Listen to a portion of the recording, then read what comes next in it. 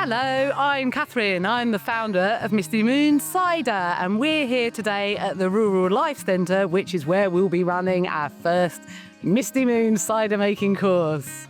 Hi, I'm Jill.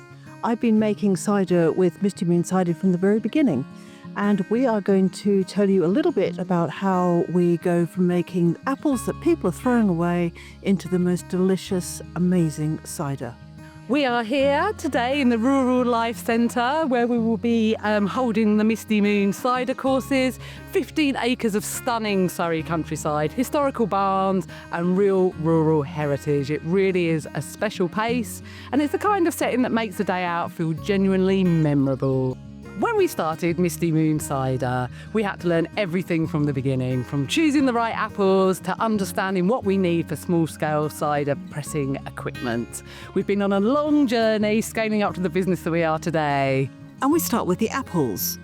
How to choose the best apple for cider. What makes a good cider apple? And we start by preparing those apples for the next stage, the milling. The milling involves scratching the apples into a pulp, which is a very satisfying process, and you'll really get an idea of how much juice goes into every bottle of cider. And then we start pressing, and then you will see all this fabulous juice coming out of all of those apples that we're then going to turn into cider.